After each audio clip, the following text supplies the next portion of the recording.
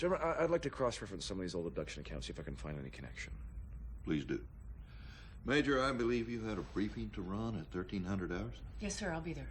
Wait, the F-302 briefing? I thought I was running that. Given your current situation, I feel it would be best if Major Carter handled it. I'm sure you can impart any information she needs to know to fill in the gap. But, I mean, I'm the one who... Good. Dismissed.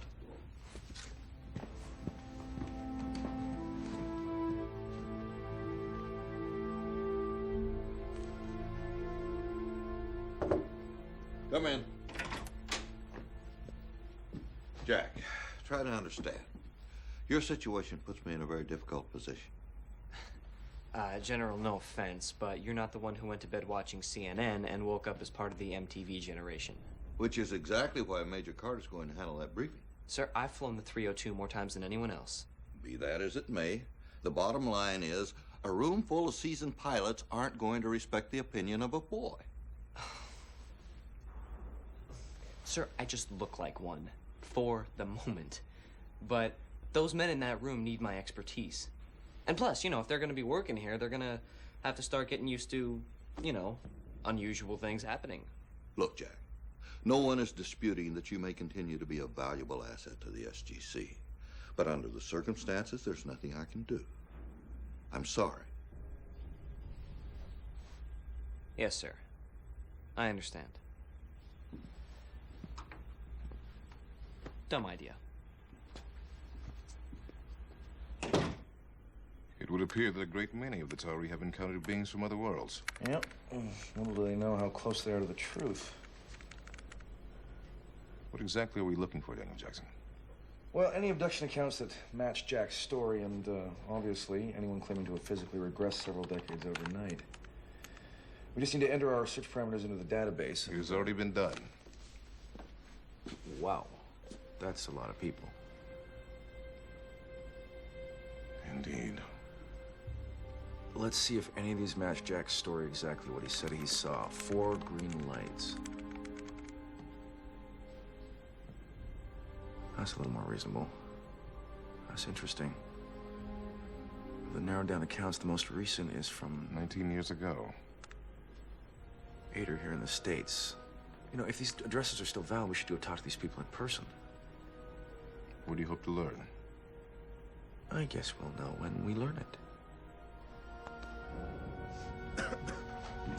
As your intel packages show, the F-302 is a space-worthy fighter interceptor aircraft reverse-engineered from Goa'uld technology. Your upcoming mission has been dubbed Operation Blue Phoenix. It'll be a live-fire combat simulation to test how well the 302 fares against actual death gliders. Captain.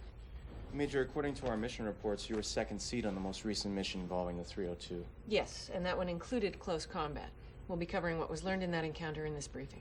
Well, didn't Colonel O'Neill pilot that mission? Yes, as a matter of fact, he did. The Colonel also commanded the X-302 during both previous hyperspace window missions, didn't he, Major? What's your point, Major? With all due respect, ma'am, shouldn't Colonel O'Neill be running this briefing? Colonel O'Neill is unavailable.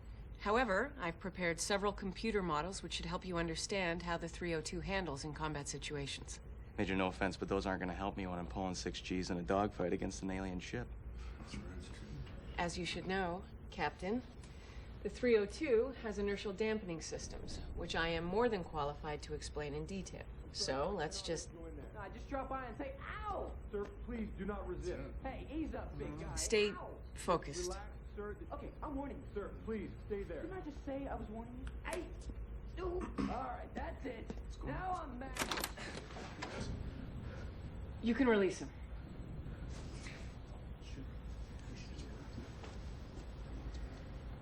I'll forego the charges for assaulting a superior officer. Carter? Could have taken him.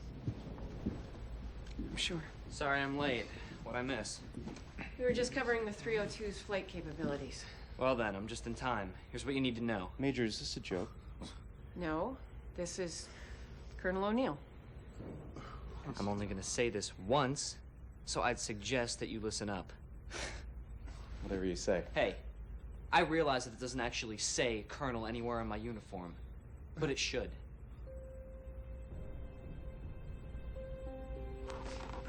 Yes, sir. Now, velocity is key during engagement with the glider. Now, your instincts are going to tell you to floor it because it's faster and more maneuverable, but you've got to stay in control. Yeah, and the inertial dampeners only compensate 90% when pulling negative Gs. So the real trick is knowing your enemy, so you can anticipate their next moves. Okay. Death Gliders 101. May I ask why the United States Air Force has taken a renewed interest in my story after 26 years?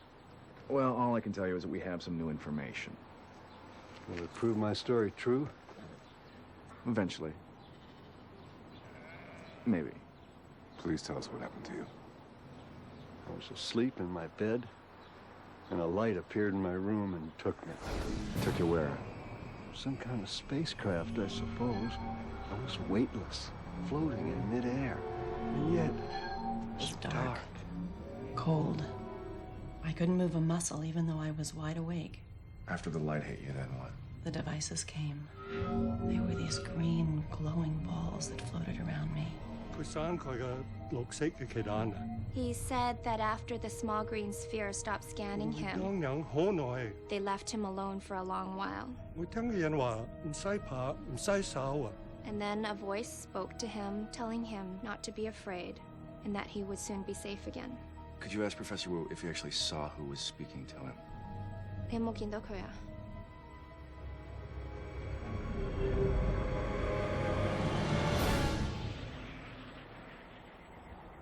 All the accounts are basically identical. They all match Jack's version of events exactly.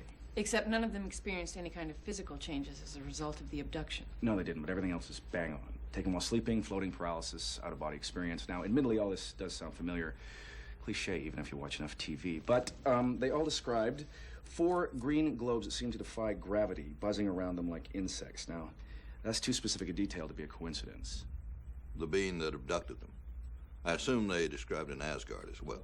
Short, big eyes, no hair, weird voice. The Asgard haven't responded to our attempted communications. Well, if help is coming, it better arrive soon.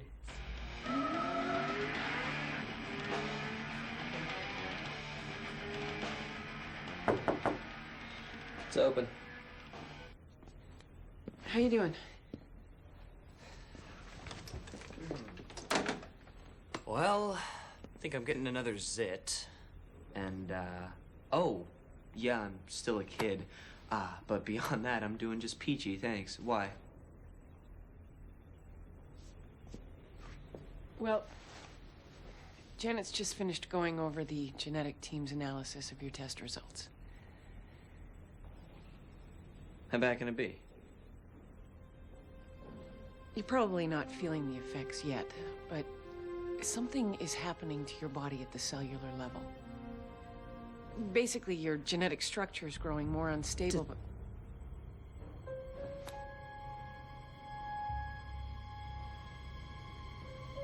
Colonel, you're dying.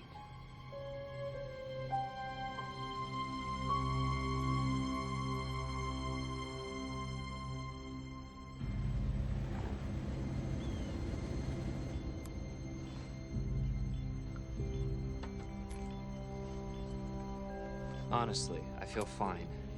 You'll start to notice symptoms as the condition worsens. How long do I have?